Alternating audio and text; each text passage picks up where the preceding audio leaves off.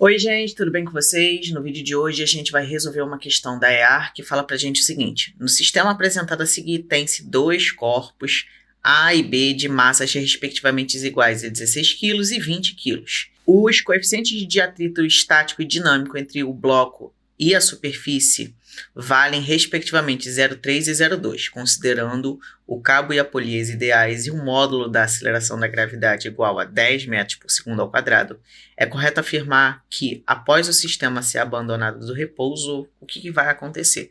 Observa que em todas as situações, o bloco B ele vai ou descer ou subir nas opções. Então, eu já posso afirmar que esse bloco B ele vai sofrer ação da força de atrito dinâmico. Portanto, o valor que ele deu aqui do atrito estático, né? Para o atrito estático, meio que a gente não se importa com isso, porque o bloco ele vai derrapar na superfície, fazendo com que exista atrito dinâmico. E aí, o passo a passo disso aqui e de outras questões que envolvem plano inclinado e leis de Newton é sempre o mesmo, gente. Tem que começar desenhando os bloquinhos aqui, né? Vou desenhar o bloco B e o bloco A. E vou desenhar as forças que atuam sobre cada um deles. Vou olhar para o bloco A. O bloco A é mais simples. Eu tenho tração para cima e peso para baixo. Então, vamos analisar isso. A tração é para cima e o peso vai ser para baixo. Beleza. E agora, o bloco B. Como que a gente faz? Ó, o bloco B está apoiado na superfície, então a gente tem aqui uma normal. A gente vai ter aqui o peso de B. E a gente vai ter o atrito, né? Porque como esse bloco ele vai indo nessa direção, vai surgir uma força de atrito aqui contra esse movimento. Então, a gente tem aqui uma força de atrito. Não é interessante para a gente trabalhar com a força de peso do B, porque ela não está numa direção muito conveniente para a gente. Então, o que a gente vai fazer? A gente vai decompor o peso de B. Então, a gente vai ficar... Quando você decompõe uma força, você pega ela e divide em duas. Logo, a gente vai ter PB em Y e a gente vai ter PB em X, beleza? Isso aqui é uma decomposição comum que a gente faz em plano inclinado. E a gente pode fazer o seguinte, depois que você decompôs o vetor, ele deixa de existir, fazendo com que essas forças atuem no bloco B, além também da tração que faz com que ele suba, beleza? Dessa maneira, a gente pode escrever as equações de movimento para cada um dos corpos. Vamos lá, então. Eu vou dividir essas equações em Y e X. Y é a direção de movimento vertical e X na horizontal. O A, né, ele se movimenta em Y e ele... Eu vou imaginar, tá? Para essa questão, você pode admitir o sentido que você quiser, tá? Não tem problema nenhum. Você pode imaginar que o bloco B vai subir. Ah, Luiz, mas e se o bloco B descer? Ué, aí a gente precisaria fazer uma análise um pouco mais profunda. Mas isso aqui, se eu admitir que ele vai subir e na verdade ele desce, a conta vai me dar um sinal negativo no final. A gente vai perceber isso se isso acontecer, beleza? Se der positivo o resultado, fica tudo bonitinho, então significa que a nossa suposição estava certa. E aí, como o corpo B sobe, consequentemente o A, por estar ligado numa roldana, ele desce. Então, o peso de A vai ser maior que a tração nessa suposição. Então, eu vou dizer o seguinte, a força resultante em A, ela vai ser o quê? Ela vai ser o peso de A menos a tração. Por que menos? Porque a tração está contra e eu coloco o cara que está a favor da aceleração do sistema positivo. Quem está contra a aceleração do sistema, sinal negativo. Aqui em Y, né, não é bem Y não, mas eu vou considerar, né, a gente tem aqui na vertical que a normal e o peso B de Y meio que vão estar um contra o outro. Só que o B ele não vai se movimentar, né, para cima, né? Ele não vai pular nessa direção. Então, de certa forma, o peso de B é equilibrado pela normal. Com isso, eu posso dizer que a normal tem que ser igual ao peso de B. Beleza. Agora eu vou escrever as equações em X, né? E aí, para não ficar embolado, eu vou botar aqui do outro lado. A gente vai ter. Para X eu só tenho mais uma equação, né? Que é a equação associada a B, que é associada ao movimento de B. Como o B vai subir de acordo com a nossa suposição, a força resultante em B vai ser a tração menos a força de atrito menos o peso de B em X. Beleza? E aí, a gente agora tem que mexer com essas equações. Primeiro, vamos descobrir o peso de A e B. O peso, né? A gente calcula como? Peso é massa vezes gravidade. Então, a gente vai ter que o peso de A vai ser a massa de A, que vai ser 16, vezes a gravidade, que é 10, e isso vai dar 160. O peso de B vai ser o quê? O peso de B vai ser a massa de B, 20 vezes a gravidade, 10, e isso vai dar 200 newtons. Agora a gente pode calcular as componentes do peso de B, né? A gente não está calculando, a gente não vai usar o peso, né? A gente vai usar as componentes. E é importante você saber já como calcula essas componentes de forma geral. Sempre associado à direção do plano, né? A direção de descida do plano é o PX, e esse PX vai ser P-seno. Então, eu posso dizer que PX de B, né? Ou PBX, como eu escrevi antes, é o peso de B vezes o seno do ângulo, e esse ângulo é o ângulo do plano inclinado, beleza? É esse ângulo aqui, ó, θ. Enquanto que o PYB, né, que é o peso de B na direção Y, vai ser, em vez do seno, vai ser o quê? O cosseno. E aí ele deu pra gente que esse cosseno vale 0,8, ele deu na questão, e o seno vale meio. Dessa maneira, você vai ter 200 vezes meio, e isso vai dar 100 newtons, enquanto que o PYB vai ser 200 vezes 0,8, e isso vai resultar em 160 newtons. Agora a gente consegue calcular o valor da força de atrito dinâmico. Com isso a gente pode lembrar da expressão, né? A força de atrito dinâmico, ela vai ser o coeficiente de atrito dinâmico vezes a normal. Esse coeficiente ele deu para a gente, vale 0,2. E a normal, ó, lembra que a normal ela tem o mesmo valor do peso, porque elas se equilibram. Então, ela vai valer 160. Fazendo esse produto aqui, a gente vai acabar encontrando 32 newtons.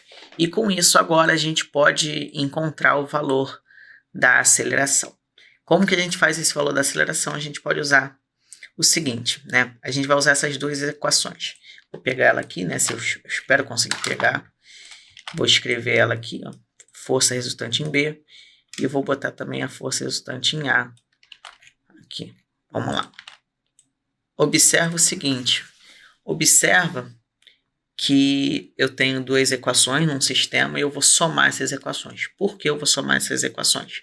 Porque eu tenho tração aqui, e eu não sei o valor da tração. Quando eu somo, essa tração positiva ela vai, né, sumir com a tração negativa, vai dar 0. Somando essas equações, então, a gente vai ter força resultante em A mais força resultante em B. Isso é igual ao peso menos, né, a força de atrito menos o peso de B em X. Né? O PXB, PBX é a mesma coisa. Agora a gente sabe todos os valores, né? Ou pelo menos a gente sabe boa parte dos valores. A força resultante ela é calculada como a massa de A vezes a aceleração. Enquanto que a força resultante de B é a massa de B, né? Segundo a lei de Newton, vezes a aceleração. Essa massa vai valer 16, então aqui vai ficar 16A. E aqui vai ficar 20A, porque a massa de B é 20. Beleza, e aí, o que a gente faz agora? A gente escreve, né? a gente vai ter, ó, 16A mais 20A, vou escrever isso aqui já. Vai ter que ser igual a quanto? Vai ter que ser igual ao peso. Esse peso é de quem? É o peso de A, tá? Não esquece, não. O peso de A vale 160. A força de atrito é 32. E o peso de B vai ser... Peso de B em X é 100, né? E aí, se você fizer essa conta, observa que aqui vai dar um resultado positivo. É aqui que te diz se o corpo sobe ou desce, beleza? Aqui a gente vai encontrar um resultado positivo. Se a gente encontrasse um resultado aqui que fosse negativo, significa que o que acontece é o contrário do que a gente pensou, beleza? Então, se nesse caso eu encontrasse um resultado negativo nessa conta que eu fizesse agora, né, uma aceleração que fosse negativa, eu ia entender então que o corpo, em vez de estar subindo, ele está descendo. É o contrário da suposição que a gente fez no início do problema. Mas deu tudo certo aqui, e aqui vai dar 28, tá? Se você fizer essa conta. Aqui vai ficar 36, que é a soma de 16 com 20. E aí você pode já isolar o A. O A vai ser 28 por 36. E você pode simplificar isso aqui por 4 em cima e embaixo. Você vai acabar encontrando 7 sobre 9 metros por segundo ao quadrado. Então, de fato, o corpo sobe com uma aceleração que vale 7 nonos, gabarito letra D. Mas e aí, tem um outro jeito de fazer isso aqui? Tem, ó. Inclusive, já escrevi aqui, ó. Rapidinho eu resolvi, mas vou te mostrar como faz para você não se perder, tá? Isso aqui é a minha resolução para essa questão. Fiz de cabeça uma parte, mas vou te mostrar o que eu fiz. Olha só. Eu vou juntar... quando eu tenho corpos... Quando eu tenho sistemas, tá? Com uma única polia presente, uma única polia fixa, a gente pode imaginar o seguinte. Se eu tenho uma polia fixa ou se eu tenho nenhuma polia, isso também serve. E isso vai servir quando esses corpos estão ligados por cordas, vai servir para quando os corpos estão em contato, juntos. E aí é o seguinte, você vai juntar todos os corpos e tratar como se fosse um corpo só. Isso vai te ajudar muito a achar a aceleração do sistema, que é exatamente o que esse problema pede. Então, vou pegar esse desenho aqui, eu sei que ele está meio rabiscado, mas não tem problema. Eu vou desenhar ele aqui para você poder perceber e pegar a visão. Como que se faz direto para achar a aceleração sem ter que passar por esse processo aqui chatinho? Você junta os corpos. Então, estou juntando o corpo A e B. Eu sei que o peso desse corpo gigantesco é a soma de A e B, é 36 quilos. Beleza? Então, eu já sei que a massa de todo mundo é 36. Beleza, né? A massa de AB. Aí eu vou desenhar as forças que estão externas ao sistema. E aí você pensa quem está a favor do movimento e quem está contra, tá? Externas ao sistema. Então, interna ao sistema, como atração, não conta. Então, isso aqui, ó, tu ignora isso aqui tudo. Tu juntou os corpos, não tem mais corda. Beleza? Vamos lá, a favor do sistema. Quem puxa o sistema para baixo, né? Ou pensando no A, quem puxa o A para baixo, consequentemente, movimento B para cima. É o peso, né? É o peso de A, que é a força motora desse sistema. Então, a gente tem a força motora, é o peso de A. Quem são as forças resistentes? As forças resistentes são a força de atrito que acontece em B e também tem a componente Px de B. Beleza. Descobrimos aqui já quais são as forças. E o que a gente faz? A força resultante, então, vai ser, no sistema AB, vai ser a força motora, PA, menos as forças contrárias, PXB, menos a força de atrito. Beleza. Força resultante em A e B é 36 vezes A, a gente já sabe que é a massa vezes a aceleração. O peso de A, aí eu sei que o peso de A, eu lembro que a massa era 16, vezes a gravidade 10, então eu fiz aqui 160, rapidinho. O PXB, eu sei que é o peso vezes o seno, e nesse caso o seno é meio, né? A gente pode lembrar aqui que o seno é meio, o seno de θ era meio, então isso aqui vai dar metade do peso. O peso de B era 200, metade é 100. E aqui foi o mais chatinho, né? Eu sei que a força de atrito era μ vezes N. O N é o PYB, né? E isso vai ser o peso vezes o cosseno. O cosseno é 0,8, então 200 vezes 0,8 vai me dar 160, vezes o coeficiente, né? Então, isso aqui dava 160, esse aqui vai ficar 0,2, então esse aqui dá 32. Pronto. A gente, se fizer a mesma conta de antes, a gente chega que a aceleração é 7 nonos, se você não errou em nada.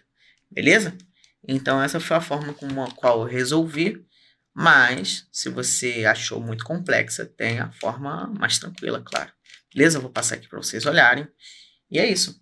Se esse vídeo te ajudou, eu peço que você dê um like, se inscreva no canal, isso me ajuda bastante e me motiva a continuar produzindo mais vídeos. Um grande abraço, bons estudos e até a próxima. Tchau, tchau.